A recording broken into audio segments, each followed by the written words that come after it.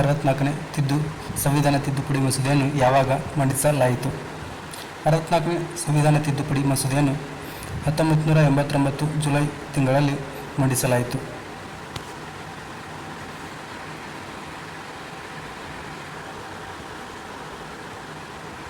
ಗ್ರಾಮ ಪಂಚಾಯತ್ ಪ್ರದೇಶದ ಘೋಷಣೆ ಮತ್ತು ಗ್ರಾಮ ಪಂಚಾಯಿತಿಗಳ ರಚನೆ ಅಥವಾ ಸ್ಥಾಪನೆ ಯಾವ ಪ್ರಕರಣದಲ್ಲಿ ತಿಳಿಸುತ್ತದೆ? ಪ್ರಕರಣ 4ರಲ್ಲಿ ಗ್ರಾಮ ಪಂಚಾಯತ್ ಪ್ರದೇಶದ ಘೋಷಣೆ ಮತ್ತು ಗ್ರಾಮ ಪಂಚಾಯಿತಿಗಳ ರಚನೆ ಬಗ್ಗೆ ತಿಳಿಸುತ್ತದೆ.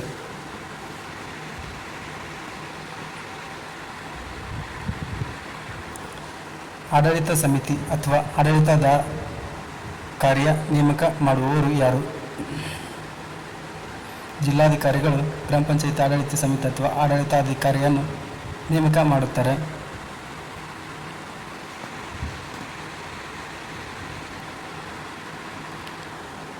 ಗ್ರಾಮ ಪಂಚಾಯಿತಿ ಅನುಮತಿ ಇಲ್ಲದೆ ಸದಸ್ಯರು ಎಷ್ಟು ಸಾಮಾನ್ಯ ಸಭೆಗಳಿಗೆ ಗೈರು ಹಾಜರಾಗಿದ್ದರೆ ಅವನ ಸದಸ್ಯತ್ವ ರದ್ದು ಆಗುತ್ತದೆ? 3ಕ್ಕಿಂತ ಹೆಚ್ಚು ಗೈರು ಹಾಜರಿದ್ದರೆ ಅವನ ಸದಸ್ಯತ್ವ ರದ್ದು ಆಗುತ್ತದೆ. ಗ್ರಾಮ ಪಂಚಾಯಿತಿಯ ಸಭೆಗಳ ಬಗ್ಗೆ ತಿಳಿಸುವ ಪ್ರಕರಣ ಯಾವುದು? ಗ್ರಾಮ ಪಂಚಾಯಿತಿಗಳ ಸಭೆಗಳ ಬಗ್ಗೆ ತಿಳಿಸುವ ಪ್ರಕರಣ 52.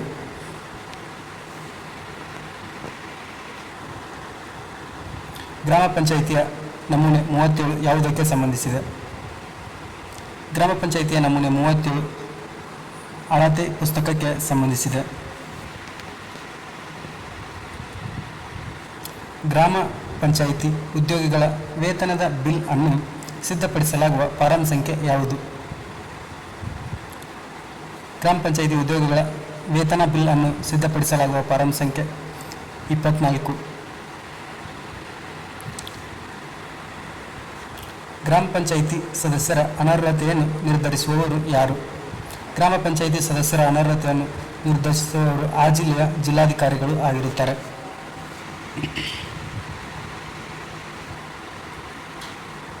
ಗ್ರಾಮ ಪಂಚಾಯಿತಿ ಬಜೆಟ್ ಅಂದಾಜುಗಳ ಸಿದ್ಧತೆಯ ವಿಧಾನವನ್ನು ಯಾವ ನಿಯಮದಲ್ಲಿ ವಿವರಿಸಲಾಗಿದೆ?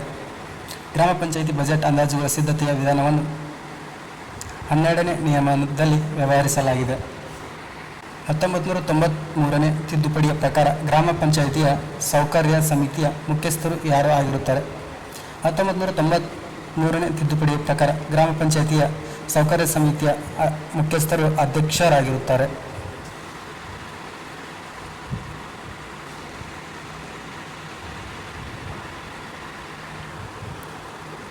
2015ರ ತಿದ್ದುಪಡಿಯ ಪ್ರಕಾರ ಸಾಮಾನ್ಯ ಸ್ಥಾಯಿ ಸಮಿತಿಯ ಅಧ್ಯಕ್ಷರು ಯಾರಾಗಿದ್ದರು? 2015ನೇ ತಿದ್ದುಪಡಿಯ ಪ್ರಕಾರ ಸಾಮಾನ್ಯ ಸ್ಥಾಯಿ ಸಮಿತಿಯ ಅಧ್ಯಕ್ಷರು ಗ್ರಾಮ ಪಂಚಾಯಿತಿ ಉಪಾಧ್ಯಕ್ಷರಾಗಿದ್ದರು.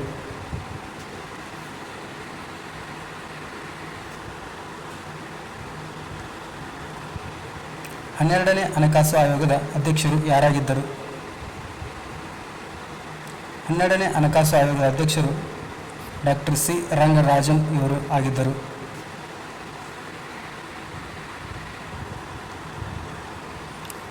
73ನೇ ಸಂವಿಧಾನದ ತಿದ್ದುಪಡಿ ಜಾರಿಗೆ ಬಂದ ದಿನ ಯಾವುದು? 73ನೇ ಸಂವಿಧಾನ ತಿದ್ದುಪಡಿ 1993 ಏಪ್ರಿಲ್ 23ರಂದು ಜಾರಿಗೆ ಬಂದಿತು.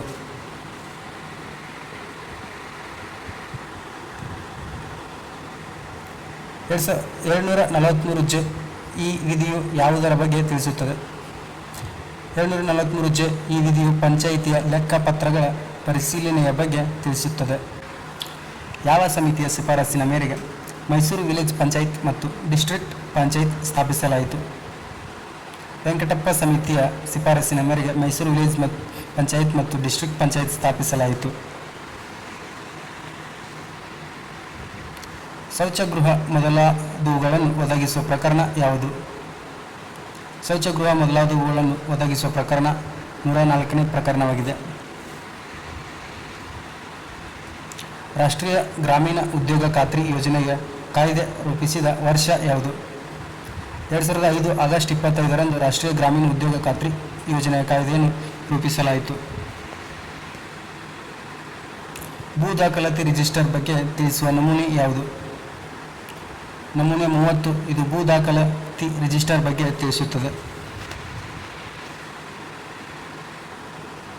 ನಿರುದ್ಯೋಗ ಭತ್ಯೆಗಾಗಿ ಅರ್ಜಿ ಯಾರಿಗೆ ಸಲ್ಲಿಸಬೇಕು? ನಿರುದ್ಯೋಗ ಭತ್ಯೆಗಾಗಿ ಅರ್ಜಿಯನ್ನು ಪಂಚಾಯಿತಿ ಅಭಿವೃದ್ಧಿ ಅಧಿಕಾರಿಗಳಿಗೆ ಸಲ್ಲಿಸಬೇಕಾಗುತ್ತದೆ.